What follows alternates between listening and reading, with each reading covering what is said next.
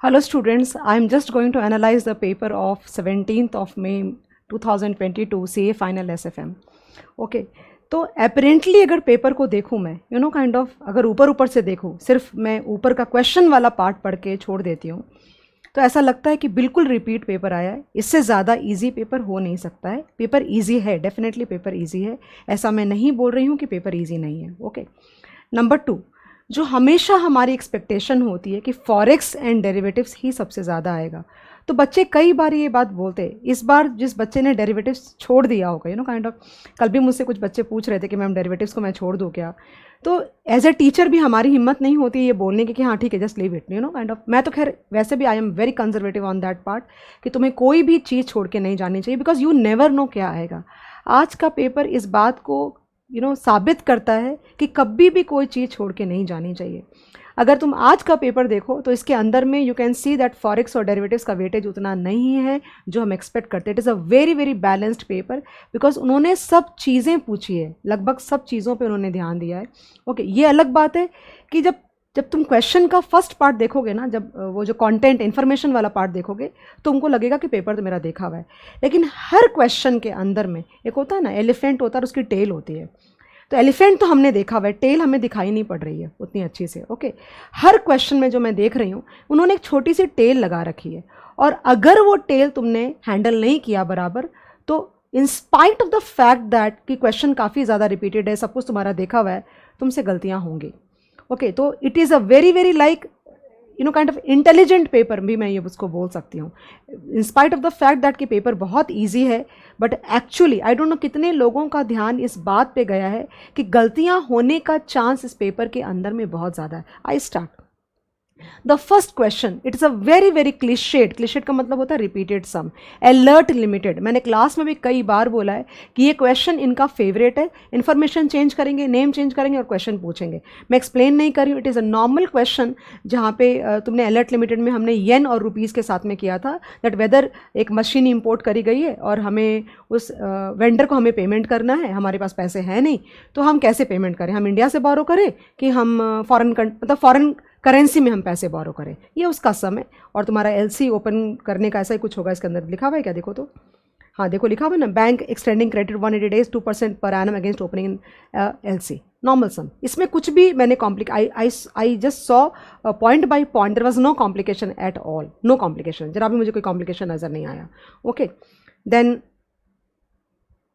हाँ, लेकिन इसमें भी देखो सेकेंड पार्ट में बेस्ड ऑन द प्रेजेंट, ये पार्ट नहीं था हमारे पास में। सेकेंड पार्ट अगर इसका तुम देखते हो तो ये पार्ट नहीं था क्वेश्चन के अंदर जो हमने किया है ना सम क्लास के अंदर में।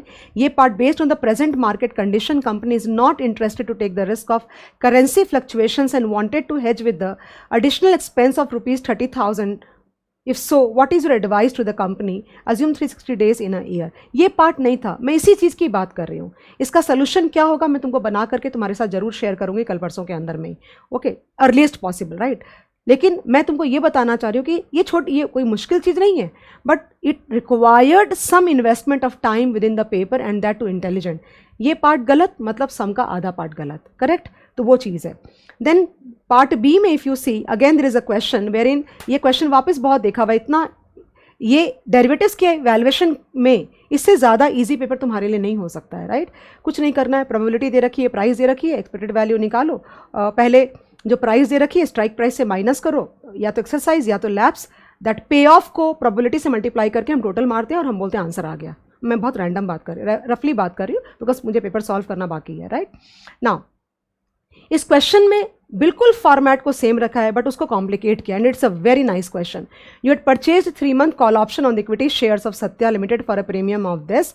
उसके बाद लिखा है कि प्राइस उन्होंने 560 कर स्पॉट दिया और एक्सरसाइज प्राइस 590 दिया है, और रेंज दे दी 540 एंड 640, और साथ में प्रोबेबिलिटी का data which is like very very normal for us.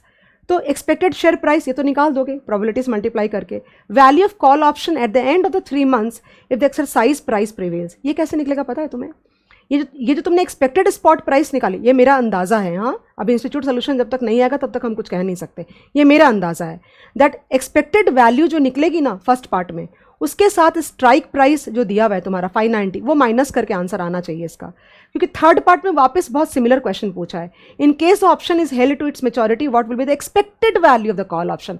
अब ये पार्ट में तुम हर एक्सपेक्टेड प्राइस को स्ट्राइक प्राइस से डिफरेंस ले लेके एक्सरसाइज लैब्स करा करके कुछ वैल्यूज पॉजिटिव होंगी, कुछ वैल्यूज तुम्हारे जीरो आ जाएंगे बिकॉज वो लैप्स कर जाएगा, फिर प्रोबेबिलिटी से मल्टीप्लाई करोगे जो कि हम करते हैं, वो आंसर इसका होना चाहिए and accordingly. So again looks like a very very normal question that we have been doing again and again, but again there is वही वो एलिफेंट है बट उसकी टेल में कुछ लगा के रखा है, वो गलती होगी तो पूरा सम गलत। Okay again then there is a theory of net interest position risk and price. Guys, I'll share with you. I will not waste your time because you have again a paper. तो मैं फटाफट करती जा रही हूँ। Again ये जो question 2A है ये जन्म जन्मांतर से MFA MFB MFC ये क्वेश्चन पूछते आए हैं। कुछ सालों तक तो उन्होंने वही फॉर्मेट मेंटेन किया, लेकिन ये जो क्वेश्चन है अगर तुम्हें ये लगता है ये पहली बार पूछा है तो ये पहली बार इस तरह का ये क्वेश्चन में इसका सिंपल फॉर्मेट हुआ करता था जहाँ पे ईल्ड नहीं देते थे, हमें ईल्ड निकालना होता था, वो सबसे सिंपल फॉर्मेट था। लेकिन इसका इस क्वेश्चन का वर्जन कुछ और है, इसमें ईल्ड दे रखिएगा इन्होंने, तो हमें क्या निकालने को बोलेंगे, हमें बोलेंगे नंबर ऑफ यूनिट्स निकालो, तो वो तो निकल जाएगा, नंबर ऑफ यूनिट्स तो निकल सकता है। इन्वेस्टमेंट को तुम NAV 0 से तुम डिवाइड करोगे तो नंबर ऑफ यूनिट्स निकल जाएंगे, राइट। फिर क्या पूछा, value of his investment on 31/3/2022, तो वो भी निकल जाएगा। नंबर ऑफ यूनिट्स को तुम क्लोजिंग प्राइस वगैरह से एडजस्ट करोगे तो वो भी निकल जाएगा। फिर लिखा है holding period of his investment in number of days, तो बेसिकली रिटर्न दे रखा है, रिटर्न एनुअलाइज्ड दे रखा है, राइट ना, तो उसको तुम basically kind of back calculation करके आंसर निकाल सकते हैं। ये सम है ऑलरेडी, इसका भी सोल्यूशन मैं शेयर करूंगी। तो again this question you can see that all the questions in the जो मैं देखती जा रही हूँ है सिंपल, देखा हुआ है, येट कॉम्प्लिकेट करके उन्होंने छोड़ा हुआ है करके। इसका भी सोल्यूशन मैं तुम्हारे साथ में शेयर करूँगी। ये बैक कैलकुलेशन का सम है, अगर तुम्हें याद होगा तो वो सम के मेरे मास्टर मैनुअल में ये सम है, तो नंबर ऑफ डेज निकल जाता है बैक कैलकुलेट करोगे तुम तो अगर नंबर ऑफ डेज निकल जाएगा तुम्हारा, इसको बैक कैलकुलेट करोगे ना इस सम को, तो नंबर ऑफ डेज निकलता है। तो ये क्लोजिंग डेट तुमको 31/3/2022 दिया हुआ है, तो उस नंबर ऑफ डेज को तुम पीछे जाओगे तो तुम्हारी डेट ऑफ इन्वेस्टमेंट जब तुमने किया था वो निकल आएगा। तो इस तरह से ये सम तुम्हारा सॉल्व होगा। मैं जब तक लिख के नहीं करूँगी मैं एग्जैक्ट कैलकुलेशन, बिकॉज मुझे फिगर चाहिए होंगे उसके लिए, ठीक है। Then two dates of original investments, तो जो बैक कैलकुलेट करके n आएगा तुम्हारा 365/n जो आएगा, वो n को क्लोजिंग डेट से पीछे लेके जाएंगे तो हमें इनिशियल डेट मिल जाएगी, दैट वे। देन और 6 and 7 part are again very very intelligent, we need to invest time on that, it will not be easy to solve this part. मतलब एग्जाम के हॉल में कितने लोगों ने ये सही किया होगा मुझे नहीं पता है, बट अगेन ये पार्ट हमने, ये 6 और 7 पार्ट कभी भी नहीं था, it was only up to I think the 4th part तक था।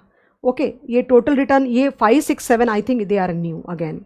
Okay so looks again I say looks like a very very simple paper, but हर सम में उन्होंने कॉम्प्लिकेट एग्जिस्टिंग सम को कॉम्प्लिकेट किया इन्होंने।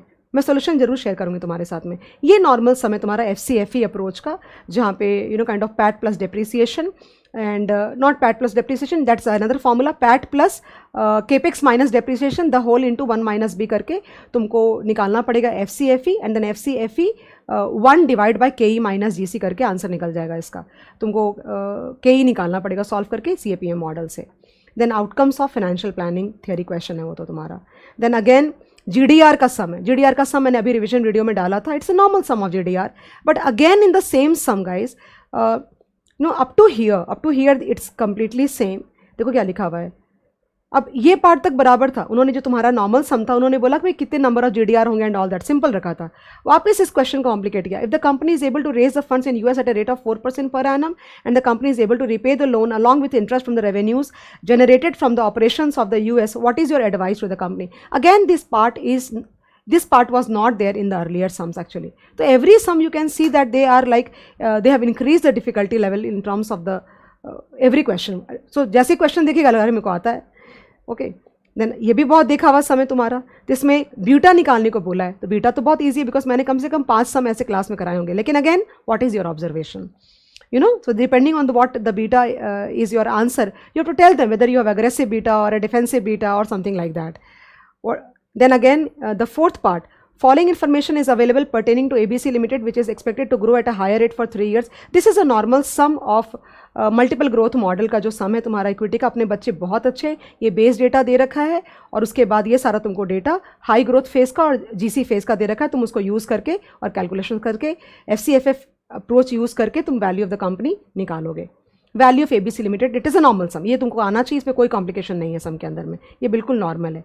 उसके बाद वापस से ये सम हमारा देखा हुआ है, ये सम. ओके यहाँ पे देखो न्यू फंड ऑफर मैंने क्लास में कराया था तुमको कि 10 लाख यूनिट्स इंटू 10 करोगे तो 100 लाख का इन्फ्लो हुआ. और 100 लाख में से टोटल इन्वेस्टमेंट पता नहीं हुई है कि नहीं हुई है. तो कितनी हुई है देखो ना यहाँ पे 80 + 10 90 और 5 and 4 99, यानी 1 लाख का ओपनिंग कैश बैलेंस तुम्हारा बनेगा. अकॉर्डिंगली तुम्हारा फिर मार्क टू मार्केट करके तुमको सम को आगे बढ़ाना पड़ेगा. लेकिन वापस से सम में ये थर्ड पार्ट ऐड किया. If you are the investor find out the annualised return you have got that it was not previously in the previous sums. तो I don't know how many of you have been able to. डरना नहीं है, हाँ डरना नहीं है बिल्कुल भी. अगला पेपर लिखो, वो ज़्यादा इंपॉर्टेंट होगा हमारे लिए. देन वापस से ये नॉर्मल तुम्हारा मर्जर एंड एक्विजिशन का सम है और इसमें market value of the both the companies देखो, पी रेशो दिया हुआ है और प्रॉफिट बिफोर टैक्स दे रखा है, टैक्स रेट दे रखी है. तो पैट निकालो, नंबर ऑफ शेयर से डिवाइड करोगे तो EPS आ जाएगा, पी रेशो से मल्टीप्लाई करोगे तो प्राइस आ जाएगा. ओके तो MPS of A into number of shares of A, MPS of B into number of shares of B करोगे तो मार्केट वैल्यू बोथ कंपनीज आ जाएगी. Then value of the original share holders, तो basically अलग अलग company का दोनों का निकालना है तुमको, VA देना VB देना है. Price, this is again very very manageable sum. I don't see any reason why should not be able to do this sum again. Then उसके बाद ये EMA kind of simple moving average and exponential moving average. देखें data क्या दिया है इसमें. The value of the exponent for 15 days EMA and देखो दे रखा है the simple moving average of Nifty for the. देखो सिंपल ये मूविंग ओपनिंग के लिए तुमको 17,174 दिया हुआ है, बट आई थिंक एक्सपोनेंट नहीं दिया हुआ है. एक्सपोनेंट नहीं दिया हुआ है. समय 2/n करेंगे, 2/15 करेंगे तो एक्सपोनेंट निकलेगा. मैंने सिखाया था क्लास में कि अगर एक्सपोनेंट क्लास में नहीं दिया है तो 2/15 करोगे तो एक्सपोनेंट निकल जाएगा. And then again this sum is, you can not have a easier sum then this in portfolio management. ये अपने क्लास में मैंने 3rd या 4th क्वेश्चन कराती थी और मैं बोलती थी बच्चों को आजकल ऐसे क्वेश्चंस नहीं पूछते. ये क्वेश्चन 2010 वगैरह में कभी पूछा था, आई डोंट नो उसके भी पहले पूछा था. हम तो बेसिक्स कराते हैं ये सम में. पोर्टफोलियो में आप in spite of having such voluminous portion in portfolio they've asked this actually. And then again this cap का sum पहले से पूछा हुआ है and repeat sum है. तुमको number of days वो नहीं था तुम्हारा 365 डेज़ का होता है ना, तो तुम्हारे वो निकालना था डेट्स के हिसाब से. डेट दे रखी ना तुम्हें, तो डेट्स निकालना था और आई थिंक 1096 डेज ऐसे करके टोटल आता है. और कैप एंड फ्लोर का सम अगेन वेरी नॉर्मल सम. एंजल इन्वेस्टर्स पे theory. What do I say about this. या बट इनिशियली जो 3-4 सम थे उसमें सब में कॉम्प्लिकेशन था. आई don't no, I will be able to tell you exactly what should be the answer only after I prepare the solution. Soon I will be able to deliver you that. Okay, don't worry. Maybe tomorrow only. Who knows? Okay. Thank you so much. Bye bye. Relax. जो हुआ सो हुआ. अच्छा हुआ, बहुत अच्छा हुआ, कम अच्छा हुआ तो भी बहुत अच्छा हुआ. अगले पेपर पे ध्यान दो, वो ज़्यादा important है. All the best for all your paper, guys. I'll be there with you whenever you need me. Thank you so much.